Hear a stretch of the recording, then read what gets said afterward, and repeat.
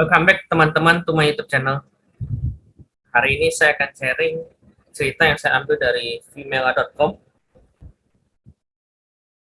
terkait bagaimana orang yang terlilit utang kartu kredit sampai didatangi debt collector.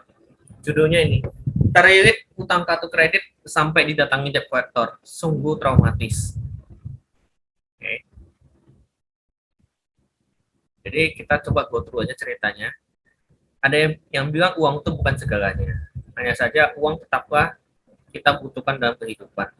Mengatur keuangan, melihat rencana keuangan jangka waktu tertentu, mewujudkan financial planning yang baik, dan seterusnya itu keinginan banyak orang. Nah,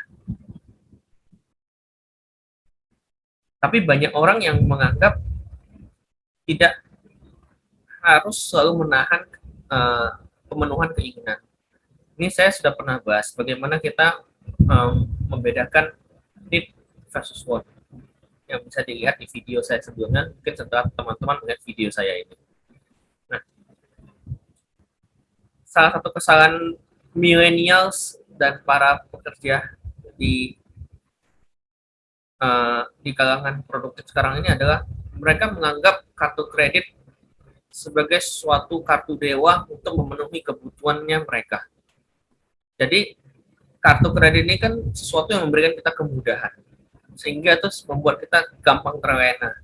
Jadi yang sebelumnya nggak punya kartu kredit, tiba-tiba punya kartu kredit, limitnya lumayan gede, misalnya 30 juta, 40 juta, mau apa tinggal HP baru, gesek. Baju baru, merek branded, gesek. Gesek, gesek, gesek, gesek, dan terus menerus gesek. Alhasil jatuh tempo nggak bisa bayar.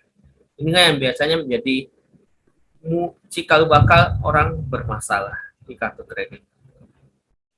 Nah, kita lihat cerita nyata dari orang ini. Suatu hari ada temannya yang bekerja di sebuah bank menawarkan kartu kredit. Karena kasihan, temannya bilang kalau apply dong kartu kredit, kalau enggak nanti gue bisa dipecat. Gue mesti ada, karena sales kartu kredit kan punya target ya, harus jualan kartu kredit berapa sebulan gitu kan. Karena dia kasihan, tapi di satu sisi dia juga takut ketahuan ibunya, karena ibunya sebenarnya mengizinkan dia untuk apply kartu kredit, karena mungkin ibunya paham kalau dia masih belum terlalu bisa memaintain dan memanage keuangannya, kecerdasan finansialnya itu belum terlalu mapan, sehingga kalau ada kartu kredit, mamanya tuh khawatir bahwasanya akan terjerat utang kartu kredit. Nah, hasil setelah ngobrol-ngobrol, dia apply lah kartu kredit ini untuk teman-temannya. Pertama, oh ada diskon belanja, kan diceritain sini kan.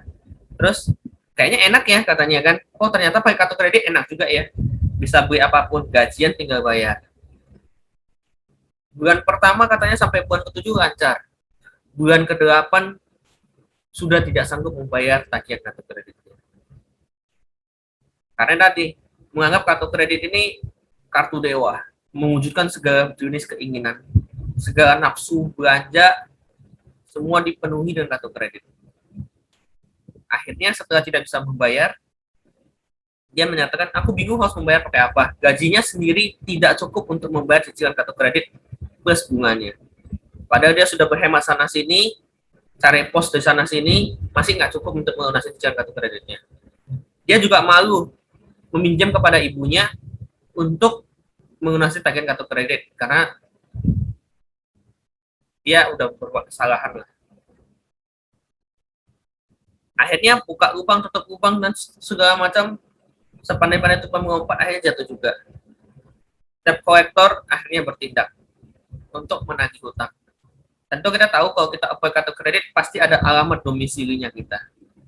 Debt collector kartu kredit sudah datang ke rumah, akhirnya bertemu dengan ibunya. Ibunya marah besar dan kecewa. Tapi karena ibunya begitu baik, ibunya akhirnya melunasi semua hutangnya dengan syarat dia harus berhenti menggunakannya. Oke, terus dia bercerita setelah selesai semua hutangnya dilunasi ibunya, dia mematahkan kartu kreditnya dan tidak tergoda lagi untuk menggunakannya. dan akhirnya mulai belajar untuk mengurus keuangannya sendiri.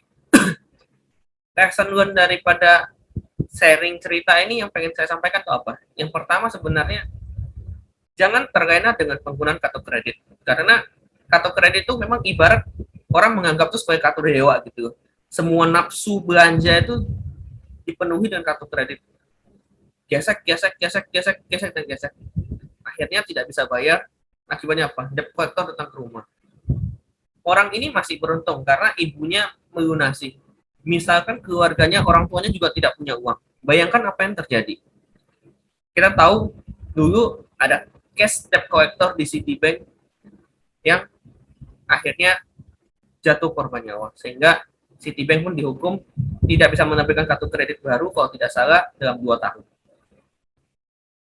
Nanti mungkin detail ceritanya bisa dilihat di internet dan silakan dikoreksi kalau infonya ada yang keliru ya. Nah, bahayanya adalah teman-teman tidak mengerti. Kalau terjerat utang kartu kredit ini bukan cuma utang yang terus menggulung, tapi kenyamanan, keamanan hidup kita dan keluarga itu sudah terganggu. Kenapa? Karena ada debt collector yang terus datang ke rumah menagih. Biasanya debt collector itu pasti akan melakukan teriak-teriak. Bahkan mungkin beberapa mengobrak-ngabrik rumah. Karena tidak boleh melakukan tindak kekerasan kepada badan kan fungsinya kan. Tapi rumah akan diobrak-abrik, bahkan harta-harta di rumah akan diangkat-angkatin untuk dijual sebagai sumber pelunasan. Tentu kita semua tidak pengen mengalami ini kan. Makanya saya pengen menyampaikan message saya, cerdas menggunakan kartu kredit.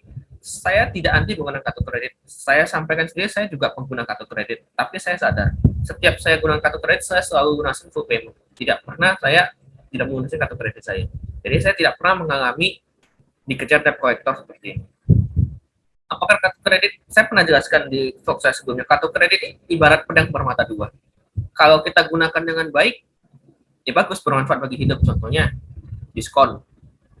Kemudian saya pernah ada vlog saya sebelumnya, mungkin bisa ditonton bagaimana mensiasati billing kartu kredit. Karena kartu kredit kan ada tanggal cetak tagihan dan tanggal pembayaran. Kalau kita pintar, kita bisa pakai kartu kredit. Kita ada tempo sebulan sampai 45 hari, kita bisa pakai tanpa bayar bunga. Yang penting kita tahu kapan tanggal cetak tagihan, kapan tanggal jatuh tempo. Jadi kartu kredit sebenarnya bermanfaat, tapi bagi kita yang paham dan bisa mengendalikan nafsu keinginannya kita gitu. Ada orang yang kartu kredit itu masalahnya dua. Pertama, dia nggak paham kartu kredit itu punya cycle, ada tanggal cetak tagihan, tanggal jatuh tempo, dan dia yang kedua dia mungkin paham, tapi tidak bisa mengendalikan nafsu belanjanya dia. Yang ketiga itu dia menganggap uang di kartu kredit itu, limit kartu kredit itu uang pribadinya dia, dan itu salah besar. Teman-teman harus paham, limit kartu kredit itu adalah limit yang bukan bank kepada kita, dan itu sifatnya kalau kita gunakan itu pinjaman, itu bukan uangnya kita, itu bukan cashnya kita. Ini yang orang sering salah kaprah.